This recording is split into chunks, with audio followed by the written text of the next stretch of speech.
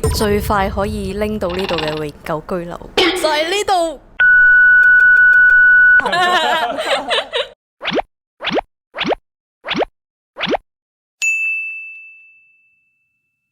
大家好，歡迎收睇夫妻肺片，我係偉哥。我係 Micky。自從我哋咧嚟咗馬來西亞住之後咧，有好多觀眾問我哋，到底我哋係點樣留喺馬來西亞？到底移居過嚟馬來西亞係有咩簽證啊？所以我哋今日好開心請到 Florence 嚟到我哋呢個 channel 啦，就同我哋一齊分享下點樣可以移居去到馬來西亞。好啦，咁我哋首先咧就介紹下 Florence 啦。咁 Florence 咧就係 MM2H 工會嘅 committee 嚟嘅。咁佢咧從事 MM2H 咧已經係10年㗎啦。所以今日咧我就希望累積咗咁多年嘅經驗啦，睇下有乜嘢咧可以幫到大家同埋解答嘅。好多觀眾都有疑問話，到底嚟馬來西亞住係有幾多種簽證可以選擇呢？喺我嘅 list 入嚟咧，咁應該係會有大家都好熟悉嘅學生簽證啦、陪讀簽證啦、工作簽證啦、永久居留證、東馬嘅 MM2H、西馬嘅 MM2H， 同埋我哋亦都有一個係叫高級 PVIP 簽證嘅，即係 total 係有6個簽證可以選擇嘅，大概6個選擇。其實最近呢，因為我哋自從生咗 Eden 之後呢，都好多爸爸媽媽就喺度諗話會唔會將個仔女送去馬來西亞讀國際學校啊？佢哋有好多人都想了解一下陪讀簽證係到底係點樣做法，可唔可以解釋一下？嗱，如果係純粹未有一個打算咧，喺呢度長期居留啦，或者真係為咗教育送小朋友過嚟嘅，係真係可以優先選擇學生簽證。咁父母咧就會係陪讀。咁但係呢個 step one 咧，必須一定要過嚟考察揀咗學校先，因為你一定要篩選咗學校，有間學校收咗你啦，會有一啲錄取信，即係收生信啦。要經過學校錄取咗之後，收咗第一期嘅學費，跟住由學校咧去同你申請學生簽證，仲要學生簽證批咗之後咧，先可以加陪讀。即係要小朋友個簽證批咗之後，先可以申請父母嘅簽證。其實可以講係同步，因為個流程都係相隔唔係咁耐。不過一定要係學生簽證批咗之後，跟住先入陪讀簽證嘅。陪讀簽證咧有冇話係要爸爸媽媽嚟陪讀呢？一般學校咧都會要求媽咪作為嗰個陪讀簽證嘅人選，會睇翻學校啦。咁有啲學校佢哋會好坦白，佢會同你講只係接受媽咪。但係某一啲學校咧，佢哋會喺特殊嘅情況之下咧，都會幫你哋嘅。除非你哋可以證明到媽咪真係成個家庭嘅主要嘅經濟主人啦，唔可以犧牲嗰份工作。咁相反，爹哋可能係負責要照顧小朋友嗰個。喺一啲特殊嘅情形之下咧，去要求爹哋做陪讀。咁如果有2個小朋友，一個申請媽咪，一個申請爸爸，咁咪可以2個一齊過嚟咯？都係嘅，一般咧你都諗住呢個方法係真係得㗎？係唔得，係唔得。OK， 即係你無論一個小朋友、2個小朋友、3朋友咧，都係同一個陪讀。但係如果分開2間唔同國際學校呢？都唔得，因為你無論係幾多間國際學校咧，你嘅批文一定係由我哋嘅教育局出嘅。即係佢哋都係會知道嘅。啱啦。有啲問題喎，即係如果好似 Eden 咁樣，我帶 Eden 過嚟，但係得我同 Eden 可以留喺呢一度。咁如果偉哥咁樣過嚟，係可唔可以用旅遊簽證3個月嚟一次咁樣呢？呢個呢，我就覺得好敏感啦！呢個如果爹哋係用咁嘅方法入境呢，即係好冒險嘅，因為可能第一次你可以通過，第2次可能俾你偷雞到，咁未必第3、第4次你可以順利入境咯。因為我哋有好多客人嘅親身經歷同我哋講呢，會通常海關第3、第4次呢係已經係會逼咗你入房噶啦。我可以講係好 risky 嘅。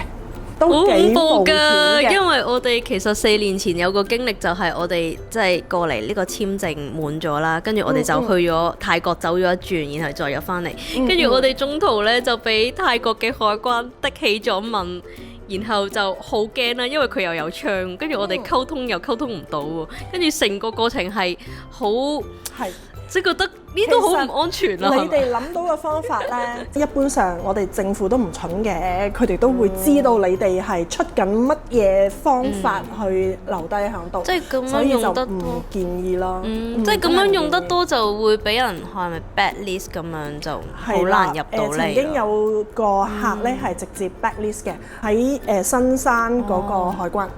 嗰邊就好方便。因為好多啲客人就會諗住話我去一趟新加坡啦，逗留2日3晚啦，或者就翻嚟啦，甚至乎喺泰國邊界啦。咁咧真係千祈冇啦，即係可能你第一、第二次你順利偷到雞咯，咁真係會可能有機會真係唔俾你入境噶啦。唔俾入境係小事喎，佢哋有權力係 blacklist 你。其實嘅 blacklist 就等於你入唔得馬來西亞啦，即係係直頭 blacklist 唔入得俾你入境。唔好咁樣以身試法啊！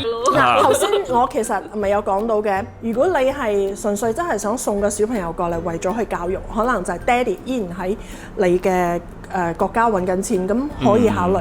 但係如果你講話爹哋都係要長期住喺呢度，就會翻去頭先嗰個問題啦。咁你就屬於真係長期喺度居留嘛。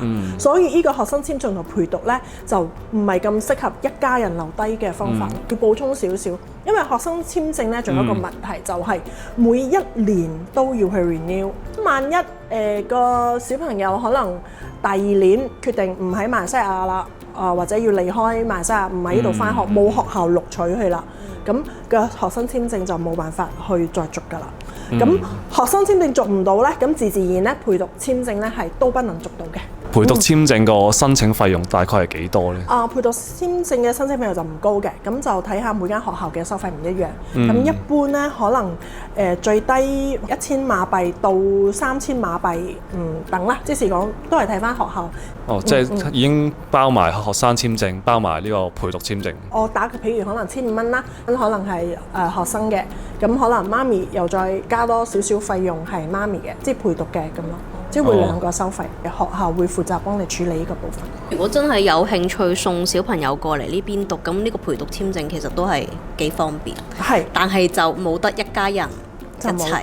嗰啲係通常適合嗰啲其中一個 parents 係仲要喺可能自己國家度揾錢啊，或者未打算要過嚟啦，咁可以考慮啦。因為呢個亦都係最直接嘅方法咯，即係揾到學校就可以嚟啦。咁會唔會有其他簽證可以適合咁樣一家人？當然，如果你講到長期嘅居留證，大家都認識嘅，當然係 MM2H 啦，適合一家人一齊居留嘅一個長期嘅簽證啦。因為一 approve 咧就會 approve 5年，佢係每5年續簽嘅。咁呢個簽證咧係可以講話係3代啦，就係主申請人，咁可以帶自己嘅爹哋媽咪，咁係配偶嘅爹哋媽咪。仲包括佢自己嘅子女，啱，所以講話呢個係一個3代嘅一家人嘅簽證。但係聽講咧，東馬同西馬嘅申請條件好唔同喎。係嘅，咁門檻啦，相比之下咧，西馬係高過東馬。OK，東馬咧，我哋都有分嘅喎，2個地區其實都有唔同嘅要求。咁我哋有分東馬嘅沙巴啦，亦都有東馬嘅沙勞越啦。咁目前咧，沙巴自從2019年咧到依家咧，其實係 freeze 咗成個計劃嘅，係到依家為止咧係仲未有任何新嘅公佈，同埋仲未開始接受再申請。我哋喺呢幾年大家熟悉聽到嘅會係沙勞越呢個 plan。沙勞越。咁沙勞越呢個 plan 咧又有少少複雜，因為第一就係佢分為50歲以上同以下。50歲以下嘅咧，你一定要喺沙勞越買一層樓，或者 Eden 已經入咗間國際學校，有國際學校收，你先可以申請。所以咧嗰個安全度咧係好低嘅，因為你會好擔心買完咗樓之後你申請唔到，咁你入咗學你又申請唔到，咁你會覺得好冇安全感啊！唔可以申請完之後先買樓？唔可以，因為呢個係佢哋沙勞越政府嘅規定。但係如果我買咗樓又報咗學校，但係佢唔批俾我點算呢？係啦，到目前呢，我可以話喺我哋嘅客人之中冇人去考慮呢，係因為呢個原因咯。佢哋覺得好冇安全感咯。所以50歲以下呢，幾乎我哋唔係太覺得太適合啦。咁就講翻，如果50歲以上退休嘅，又係唔錯嘅喎。OK， 因為你可以放定期，唔多啦，30萬啦。30萬。跟住就1萬蚊嘅馬幣收入作為一個收入證明，每個月。每個月咁就可以申請啦。所以對退休人士嚟講係的確 OK 嘅。但係聽講佢又有地區限制喎。係啦，就係永遠冇開心得咁早啊！近排沙律越政府咧又有新政策啦，佢哋又再話沙律越咧嘅 MM2 簽證咧係唔可以容許你哋喺西馬居住嘅，一定要留低喺沙律越住，所以就變咗個吸引力就冇咗啦。即係多數人嚟馬來西亞都係想住喺西馬，本身係要居留喺嗰度90日。本身咧退休嗰班咧係覺得哇好容易申請嘅，本身要居留喺嗰度15日。15日啫。係啦，咁啊政策變咗之後咧，由15日調高係30日，變咗仲會有咩人去申請咧？其實係有嘅。都真係嗰班咧係好中意慢節奏嘅生活，即係佢可能連西馬佢都覺得節奏好快啦，唔適合啦，真係要好想要好慢嘅節奏咧，咁佢哋真係會喺沙律越住。有機會我都想去沙律越睇。係啊，你可以去睇下嘅，不過就真係好慢節奏。聽聞好似好多嘢食㗎喎。可能成日冇去過。我有去過，我可以講話真係幾十年前嘅吉隆坡咯。幾十年前。慢過個檳城，慢過檳城，慢過怡保，慢過怡保。哇！真係好誇張喎。我想睇下係點樣，因為我哋去到怡保都覺得真係好似舊時嘅香港咁樣。雖然我未出世，但我睇過嗰啲相，係咯。依家可能就會慢慢改善嘅，因為多咗可能啲外國人真係有啲真係少部分開始入，同埋沙律政府依家都不停提升緊佢哋嘅經濟，咁但係相比都依然係都慢啲咯，即係啲嘢又冇咁發達咯，只可以話我哋有呢個 plan 啦。不過即係你會唔會適合你，咁你就自己考慮啦。有啲嘢真係要自己親身住過先知道，可能有班退休人士覺得需要一啲真係啲嘅生活。係啊，所以我哋唔排除真係你會揀嗰度。OK。另外西馬嘅條件係依家係點樣嘅咧？依家我哋2021年宣佈咗之後，到依家目前嗰個制咧，就係要150萬馬幣嘅資產證明啦。同埋咧，每個月有一個4萬馬幣嘅收入證明。依家係依個目前嘅制度。 7萬幾港幣，但係咧，我哋作為一個 reference 啦，因為你都頭先話你收到風啦，要轉制啊嘛，多啲風喺你嗰度收翻嚟。咁呢件事又真係都大肆宣傳。咁我哋2023年嘅 budget announce 啦，首相已經話MM2H 降低條件咧係我哋嘅 budget 其中一個 agenda 嚟嘅，咁已經係 confirm 咗㗎啦。至於降到幾多咁，又等我去收下風先啦。係啦，大家要留意我哋個 channel 啦。唯有咧就等官方宣佈啦。有翻個專業人士上嚟講會好啲喎。OK， 如果一收到消息咧，我一定 promise 啊，第一個去俾你哋知。有第一手消息。講到西馬 MM2H 咧，其實我哋有一個 plan 係同佢好相似嗰啲條件，就係嗰個 PVIP Premium 高級嘅簽證啦。佢嘅要求係一樣嘅喎，就係4萬蚊嘅收入證明。咁就唔使150萬嘅資產，就係100萬嘅資產證明。100萬資產。冇年齡限制，一批就批20年。但係個收費係點樣先？係啦，所以話等你問我呢個問題啦。邊有隻咁大隻蛤乸隨街跳咧？係啦，因為你諗下，之前 MM2H 同埋 PVIP 其實啲嘢都全部一樣，點解要係叫 PVIP 咧？就係講明你係 PVIP 啦，所以你嘅申請費咪要俾 PIP 嘅價錢咯。申請費用單咧係主申請人20萬。唔係2萬，係20萬馬幣。係啱。但係幾多年啊？20年。20年20萬。每加一個人係5萬。咁如果我加埋 Micky 加埋 Eden 就要30萬馬幣。30萬馬幣，唔係我收你啊，係政府收你嘅申請費用。哇，30萬馬幣喎！大 Red 喺政府嗰邊申請定係都係要？都係可以 through 我哋。我先強調下，呢個係申請費用嘛。但係你冇唔記得個 PVIP 你依然要放100萬㗎喎。即係嗰個100萬係幾時可以拎翻走啊？冇得拎翻走，因為你批20年嘛。咁我20年後咧？ 20年後繼續放咯。佢有冇利息㗎？啊，咁啊有，即係西馬 MM2H 同埋 PVIP 咧，其實都係放喺你個人名下嘅嗰個定期，咁咧利息咧都會歸翻嚟嘅，可以每一年攞出嚟嘅。咁你頭先問我有咩方法可以攞走啦 ？OK， 有嘅，就你取消嘅簽證。但係我話我要買樓嗰啲，可唔可以攞翻出嚟？可以攞一半，買完樓之後先攞出。佢每一年 renew 需唔需要再俾錢咧？都話明 VIP 咯。咁一般我哋正常嘅 VIP 咧，一年嘅 visa fees 咧係2000蚊，跟住普通人咧一年嘅 visa fees 係500蚊。咁即係話，如果你簽證你本 passport 有10年啦，我當你本係新 passport 啦，我哋 maximum 係貼5年嘅，5年咁樣貼個簽證嘅。咁我5年先啦，即係你淨係一個人嘅 visa fees 咧，如果你有5年咧，你就要俾1萬蚊，佢1萬蚊，咁 Eden 亦都係1萬蚊。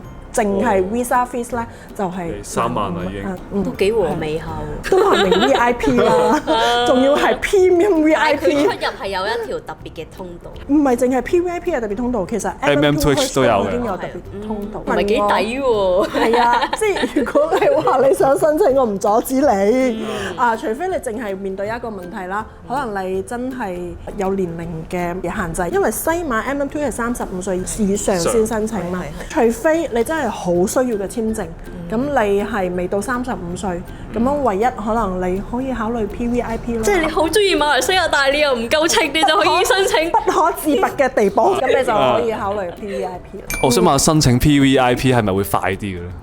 點解會快呢？因為冇人申請咯。當我哋政府一公布 MM2H 新個條件之後呢，我就呼籲大家啦去做第一批申請，因為我嘅 record 永遠呢有咩調整之後嘅 batch one 呢，嗰批人呢都係最快 approval 嘅。上一次咪2021年我 batch one 2個月。咁我哋要準備啲咩文件先呢？第一，我哋按照翻依家最高嘅門檻去準備文件，因為呢個最高門檻，如果你開始 qualify，咁你宣佈嘅一定係過關啦，就係以4萬蚊嘅收入啦，係每個月都有呢筆錢嘅流帳，一定要住申請人。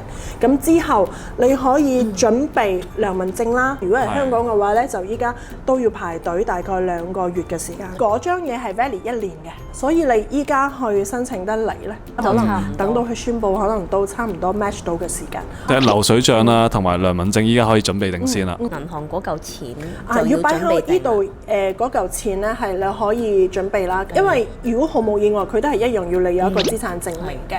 咁個資產證明都照舊，都係依家 keep 住嗰筆錢喺個戶口，連續3個月。係 keep 住喺香港嘅戶口就 OK。因為我哋嘅申請條件所要嘅文件咧，係睇即係馬來西亞境外。即係無論你而家係香港又好啦、大陸又好啦，或者新加坡啦，或者其他國家啦，咁你俾我嘅文件咧，就要係你哋當地嘅，或者你喺邊度返緊工，可能你本身係香港人，可能你依家喺加拿大住，咁你加拿大先有入息，咁唔緊要嘅，你可以提供你加拿大嘅戶口嘅。加拿大咁樣都 OK 嘅。只要係馬來西亞境外嘅就得啦。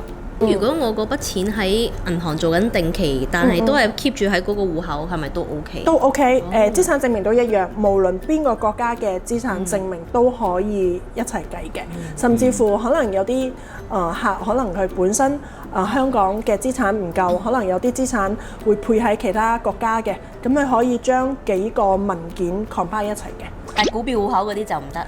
呢個有少少保留，因為要睇翻新嘅宣佈會唔會 allow。但係目前呢個制度咧，即係依家現成呢個係 OK 嘅，係可以計，係計埋一齊嘅。不過我哋會有一啲比例嘅計法，唔可以全盤數，即係150萬用晒股票。我哋會有一啲比例就係7-3，即係7-3一定都要係現金，另外嗰30% 可以基金投資，或者係股票或者保險都得。但係我依家 sharing 嘅嘢咧，就會係按照依家嘅 terms 啦，咁我唔排除再宣佈咗之後，或者呢啲會唔會有調整，或者得唔得呢？咁我就留少少關子保留翻啦。我哋再睇翻新宣佈嘅條件。咁除咗啲長期簽證之外，有冇啲短期啲嘅簽證嘅呢？頭先仲有提到係工作簽證啦。係啦咁樣工作簽證就好 straightforward 嘅。咁你一定係可能喺馬來西亞呢邊有公司請咗你喺度翻工，正常都係會有請你嗰間公司咧直接同你去 apply 嘅工作簽證。咁一般都係同學生簽證差唔多啦。你一定係因為喺嗰間公司翻緊工，公司先會願意幫你去申請。咁一旦你離職啦，或者唔係喺嗰間公司啦，咁就同步你嘅簽證咧又會被取消。咁工作簽證係個年期係一年每一年簽啱 renew 嘅。就算你依家目前同公司簽2年合約或者簽3年合約咧，都需要每一年去 renew 嘅。工作簽證申請咗，咁即係譬如我老公過嚟做嘢啦，咁屋企人係咪都可以跟過嚟？都可以嘅。工作簽證咧係可以 allow 帶老婆仔女啊，就可以以 dependence 嘅 visa 帶佢哋過嚟。但係佢係附屬翻主申請人咯，即係如果係個主嘅取消 dependence 都一樣取消。頭先講咗好多方法係過嚟移居啦，但係有咩方法可以令到我哋真係住喺呢度，永久地喺馬來西亞生活呢？其實都有一個簽證係永久居留證，即係我哋嘅紅登記，即係 PR permanent residence。照我嘅認知咧，你哋有一個長期居留證，譬如講 MM2 住上5年，係可以 upgrade 去 permanent resident 嘅。但係我必須講咧，目前我未見到有任何嘅外國人咧係因為呢件事而成功攞到 PR。咁佢哋係咩情形之下，你會見到有啲人係會有呢個 PR 嘅身份呢？一般比較普遍嘅係你真係娶咗馬來西亞人啦，嫁咗一個馬來西亞人啦，即係你會係佢哋嘅另一半。咁之後仲生埋小朋友。OK， 咁同埋一啲好特殊嘅專業人士咧，係政府去 offer 俾你嘅。你對我哋政府有一個好大嘅貢獻，即係可能你嘅領域啊，或者你嘅 profession 啊，即係最快可以拎到呢度嘅永久居留，你又唔需要有學歷，又唔需要有貢獻，就係呢度揾翻你嘅另一半。喺度揾翻你嘅另一半。係啦，係一個最快、最方便。你仲有一個方法，不過可能你要等耐啲。